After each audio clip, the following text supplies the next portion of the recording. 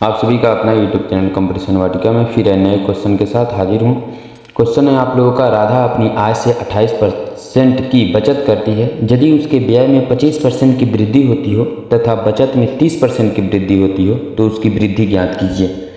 चलिए, क्वेश्चन को बनाने से पहले जो भी स्टूडेंट मेरे चैनल पर नए हैं, मेरे चैनल को सब्सक्राइब, लाइक, शेयर जरूर कर दीजिए। ये क्वेश्चन जो है प्रीवियस ईयर का क्वेश्चन है। इस क्वेश्चन को कैसे हम लोग सॉल्व करेंगे, सबसे संक्षेप में, सबसे आसान तरीक़ों से। सबसे पहली बात हो जाती है कि राधा अपनी आय से 28% की जो बचत करती है, तो सबसे पहले हम लोग राधा की जो कुल संपत्ति है वो पता करते हैं। तो कभी भी सवाल परसेंट पर अगर हाजिर हो तो ज़्यादातर कोशिश करें कि वह 100 पर ही बनाने का प्रयास करें। मान लीजिए राधा की वास्तविक जो आय है, राधा की वास्तविक आय यदि आपका है, मान लीजिए इसको हम लोग ले लेते हैं कितना, 100। वास्तविक आय कितना ले लेते हैं, 100। तो अब बात यह आ जाती है कि 28% की बचत करती है। तो अगर बचत की 28% तो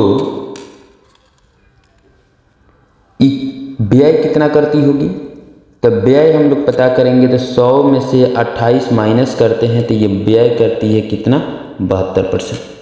आगे सवाल करता है उसके व्यय में 25% की वृद्धि होती है। ध्यान रहे व्यय में, तो हम लोग स्टेप 1 लेकर चलते हैं। स्टेप 1, व्यय में जब 25% की वृद्धि होती है, इसलिए व्यय जो है आपका 72 है। 72 का 100 जोड़ 25%, 100 जोड़ 25%। तो हम लोग क्या करते हैं यहाँ पर, 72 का मन हो जाता है गुणा, 125 बट्टा में हो जाता है कितना, 100। 25 चौके 100 और 25 25 125, 4 से इसको काटेंगे तो 18 मरतबा में, 18 5 हो जाता है 90। अब उसके बाद आते हैं स्टेप 2 के तरफ।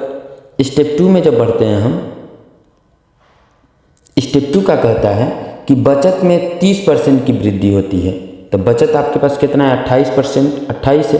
तो हम लोग क्या करते हैं, 28 का 30% जो वृद्धि हो रहा है, 100 प्लस 30%। तो हम लोग इसको क्या कर देते हैं, बराबर देते हैं 28 का मैंने गुणा 130, अब बट्टा में कितना हो जाता है आपको, 100। 0 से 0 काट देते हैं। जब मल्टीप्लाई करेंगे 13 बटे 104, 10 और 13 दूना 26 और 10 हो जाता है 36, बट्टा में हो जाता है कितना, 10। जैसे ही इसको निकालेंगे तो ये हो जाएगा 36 दशमलव कितना, 4। अब बात आ जाती है कि हम लोग दोनों को ऐड करते हैं, स्टेप 1 के मान को भी और स्टेप 2 के मान को भी। जब दोनों को ऐड करेंगे हम,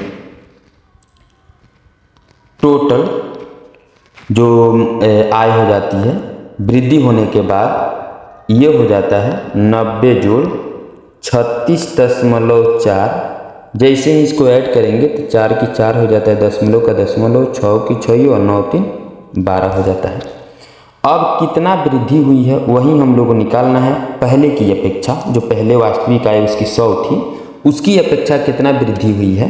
तो हम लोग वृद्धि अगर ज्ञात करेंगे तो हमारी हो जाएगा 126.4 में से 100 को माइनस कर देंगे, आपका हो जाएगा 26.4 आंसर। यही आपका आंसर हो जाता है। ठीक है, आशा करता हूँ इस वीडियो के माध्यम से जो मैंने आपको सवाल समझाया, सवाल समझ में आया होगा।